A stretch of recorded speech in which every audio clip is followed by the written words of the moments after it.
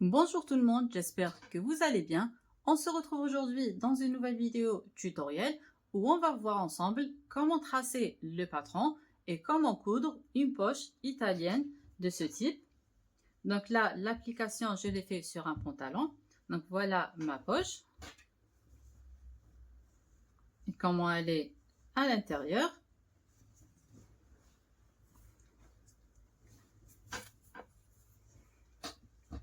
Donc, dans ce tutoriel, on va voir le patron plus le montage. Et sans trop tarder, on commence avec le patron. Alors, ici, je viens de tracer la forme de ma poche sur la pièce devant de mon pantalon. Maintenant, je vais la calquer sur une autre feuille et on va voir les dimensions ensemble. Pour les dimensions de ma poche maintenant, on descend à partir de la ligne de taille sans marge de couture vers le bas de 13 cm. Donc, on va avoir une ouverture verticale de 13 cm.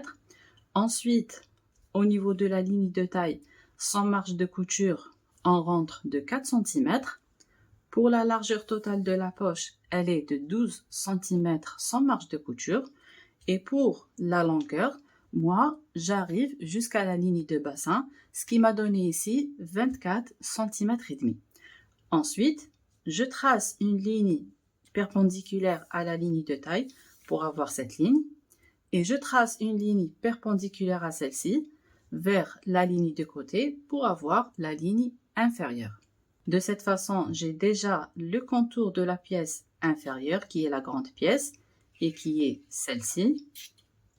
J'ajoute 1 cm de couture tout autour, comme ça. Ensuite, je trace la ligne de couture de ma poche qui est celle-ci, qui va de ces 4 cm vers ces 13 cm. Ensuite, j'ajoute 1 cm de couture vers le haut, donc vers le côté du pantalon. Je coupe maintenant le grand contour pour avoir ma grande pièce.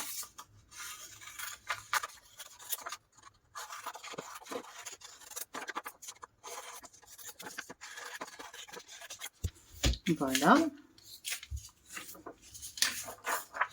Je calque cette pièce sur une autre feuille.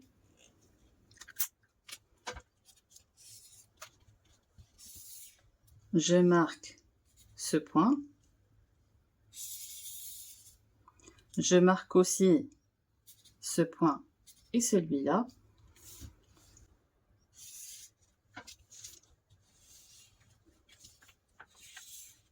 Voilà. Alors ici, je prolonge juste cette ligne jusqu'au bord et je marque aussi ce point.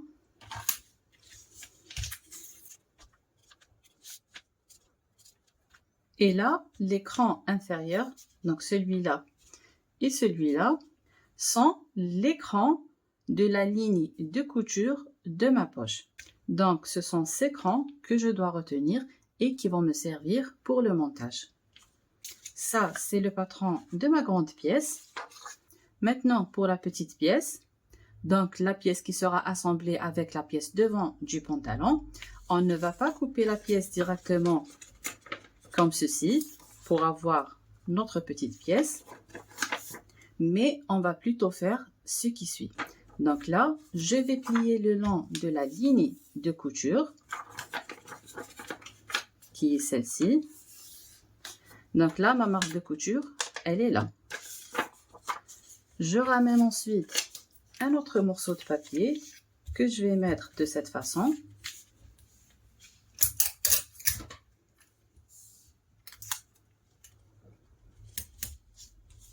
Voilà, donc j'ai ajouté une extension à mon patron, comme ceci. Maintenant, je pose ma pièce comme ça sur l'endroit et je trace cette ligne comme ceci. Voilà. Alors là, je trace à nouveau la ligne sur l'endroit comme ceci. Et je fais la continuité de ma marge de couture maintenant jusqu'à cette ligne.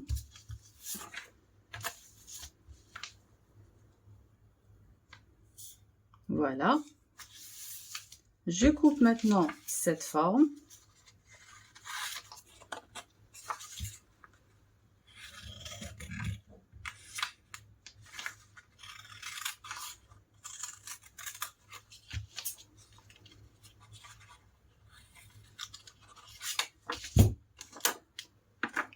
Voilà.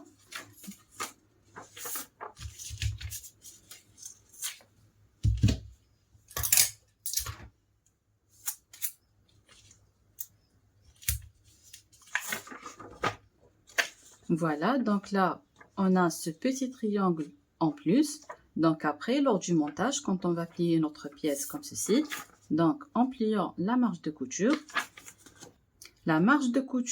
de cette partie va arriver jusqu'au côté du pantalon. Donc on n'aura pas un manque de tissu à ce niveau, ce qui va nous permettre d'avoir un montage vraiment facile à faire et parfait. Je coupe maintenant cet excédent.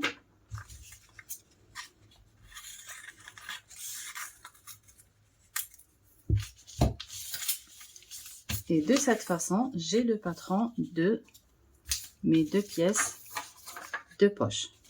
Là aussi en haut,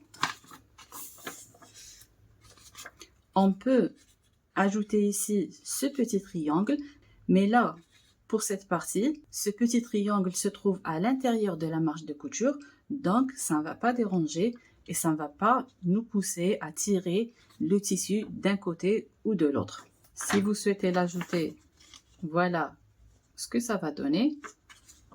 Maintenant, on coupe la grande pièce 2 fois et la petite pièce 2 fois pour avoir une poche de chaque côté de notre pantalon.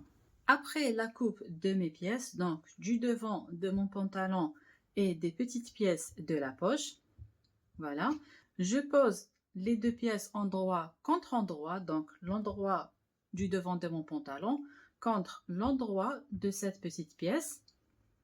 Et là, j'aligne le bord du côté, le bord supérieur et le bord incliné. Et ici, je vais avoir ces 2 petits triangles qui dépassent. Voilà.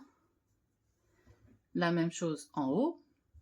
Maintenant, je pique les 2 pièces ensemble à 1 cm du bord, le long de cette ligne, et donc de ce coin vers ce coin.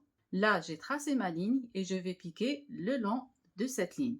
Ensuite, on ouvre les coutures, puis on rabat toute la poche vers l'intérieur comme ceci et on marque notre pli.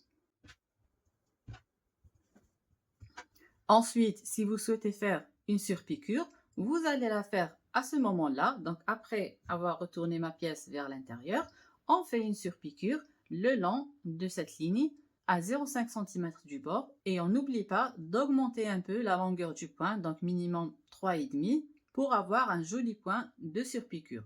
Vous pouvez même utiliser un point décoratif si vous le souhaitez. Je passe maintenant à la machine et on va voir le résultat juste après. Alors ici, j'ai assemblé les 2 pièces, endroit contre endroit. Ensuite, j'ai ouvert la couture. Donc là, vous voyez que la couture est bien plate. Maintenant, quand j'essaie de former mon pli, il va se former très facilement. Donc, il ne me reste qu'à poser le fer pour marquer le pli. Vous pouvez faire un essai sans ouvrir la couture au préalable et vous allez voir que ça sera plus difficile de former ce pli. En plus, il y a un risque que des petits plis se forment, que ce soit en haut ou en bas. Voilà le résultat après la surpiqûre. Je vous montre juste un peu de plus près. Alors voilà, ici j'ai rabattu la petite pièce vers l'envers de ma pièce devant du pantalon et j'ai fait ma surpiqûre. Et là aussi, j'ai fait une double surpiqûre. Si vous souhaitez faire une double surpiqûre, vous pouvez la faire avec une aiguille double si vous utilisez une machine à coudre portative. Sinon, vous faites juste 2 lignes parallèles. Pour la longueur du point ici, j'ai utilisé 4 mm. Une fois c'est fait, on ramène la grande pièce de notre poche. Là, j'ai l'endroit face à moi. je pose ma pièce et j'aligne les bords ici et là.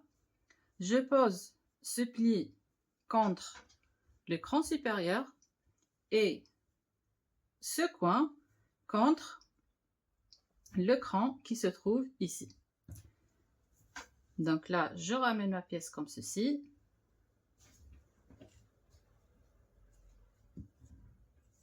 Voilà.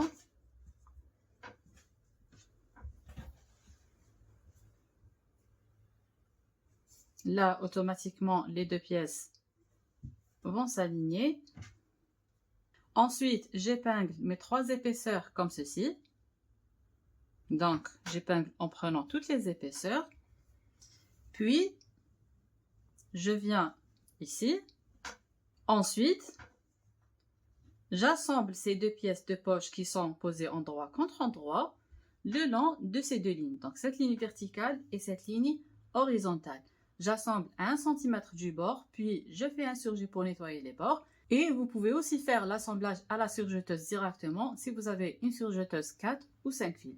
Une fois c'est fait, on détend la couture avec le fer à repasser, puis on retourne notre pièce comme ça pour tout mettre sur l'endroit.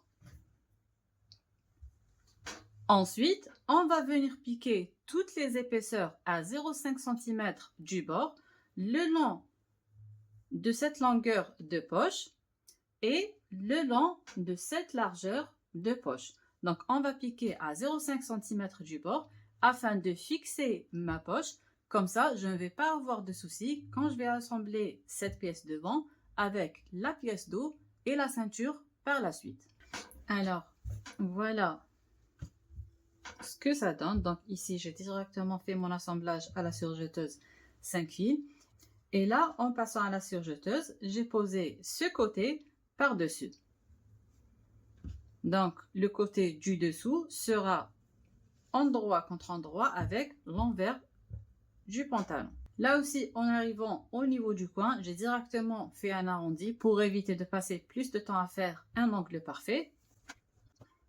Après, on va passer sur l'endroit du pantalon et on va piquer à 0,5 cm comme ceci. De cette façon, la pièce devant du pantalon et ma poche forment une seule entité. Maintenant, on va pouvoir continuer l'assemblage de notre pantalon comme si on n'avait pas de poche. Donc, on va directement poser la pièce dos sur la pièce devant et assembler les côtés ensemble, puis terminer l'assemblage sur les lignes d'entrejambe et la fourche. Et ensuite, on va placer notre ceinture après l'avoir préparée. Et de cette façon, on a vu comment tracer le patron de la poche italienne et comment faire son montage. Et on se retrouve dans la prochaine vidéo tutoriel.